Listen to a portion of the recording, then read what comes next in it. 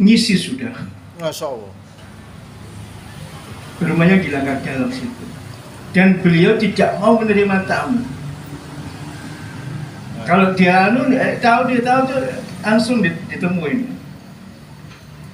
Pada waktu itu alhamdulillah pagi belum saya gedor dibuka pintunya. Monggo Mas masuk Mas. Masuk. Cerita sama saya dari ujung Banten sampai ujung Banyuwangi. Jadi keilmuan yang di Banten, Kanuragan dan lain sebagainya jangan sampai keilmuan di Banyuwangi. Dia bilang apa? Dia bilang sama saya, semua itu sah menggunakan ayat-ayat Allah. Ayat Allah ini digunakan yang tidak. Sebenarnya ayat-ayat Allah itu yaitu untuk mengingatkan kita. Ada doa itu bukan untuk macam-macam. Doa itu kepasrahan diri kepada Allah.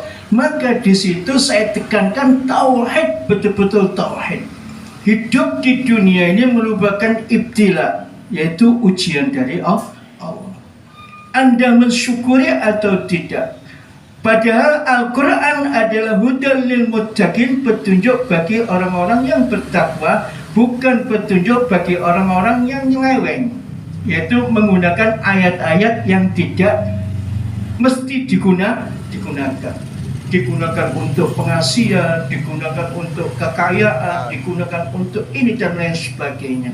Maka di situ kembali kepada innamal a'malu binniyat wa innama likulli imri'in ma nawa faman kanat hijratuhu ila Allah wa rasulih fakanat hijratuhu ila Allah wa rasulih faman kanat hijratuhu ila dunya yusibuha aw imra'atin yankihuha fakanat hijratuhu ila ma hajara ilaihi. Dan ini hadis betul-betul harus diresapi, ditanamkan pada diri kita supaya tauhid kita itu betul-betul niat kita kepada siapa. Salat Anda kepada apa niatnya? Anda baca Quran niat untuk apa? Anda baca zikir niat untuk apa?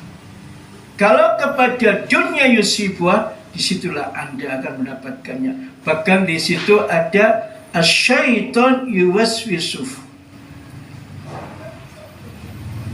Maka di situ kita dianjurkan duduk kepada orang-orang yang alim supaya kita ketempelan ilmunya. Kalau kita duduk sama orang yang ahli dunia, maka kita akan terpengaruhi dengan hukum dunia. Kalau kita duduk dengan orang pemerintahan, pasti kita akan tergiur dengan kepemerintahan situ. Akhirnya korupsi dan lain sebagainya. Nah, maka di situ syifa di situ adalah merupakan hidayah dari Allah. Dan orang yang baca Quran insya Allah akan tenang. Sifat bukan apa ya, sifat itu yaitu yang paling utama jiwa kita itu, yaitu menemukan ketenangan. Kalau sudah tenang itu obat itu saja obat itu. Jadi kalau pikiran tenang, penyakit nggak akan datang. Maka berapa dokter yang bilang itu 80% atau lebih obat yang utama adalah ketenangan jiwa pikiran. Kalau pikirannya kacau pasti jiwanya akan kacau. Jadi tenang, yaitu baca Quran, zikir. Ala bi zikrillah tatma'innul qulub. Zikir itu bisa diartikan juga membaca Al-Quran, merupakan ingat kepada Allah. Apalagi kalau kita tadabburi makna dan artinya, fa insyaallah menemukan ketenangan. Gak takut menghadapi hidup. Jangan takut menghadapi hidup. Jangan takut mati. Jangan takut menghadapi hidup. Semua sudah diprogram oleh Allah dan semua akan diberikan rezeki oleh Allah. Wa ma min dabbatin fil ardi illa 'alallahi rizquha wa ya'lamu mustaqarra wa mustaqdara. Kullu fi kitabin mubin. Jangankan manusia yang punya akal, binatang yang ada di dalam batu aja masih bisa hidup. Apalagi yang punya akal. Jadi syifa artinya itu bukan mantra yang memang banyak, yaitu buku-buku hizib-hizib banyak, mujarrabat dan lain sebagainya. Maka di situ harus kembali lagi kepada niat kita.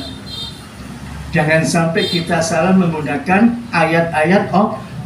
Apakah ada perintah ayat-ayat Allah digunakan untuk itu? Coba dikaji lagi. Memang dalam surat Fatihah itu mempunyai keajaiban a'dhamus surat, yaitu suratul Fatihah. A'dhamus surat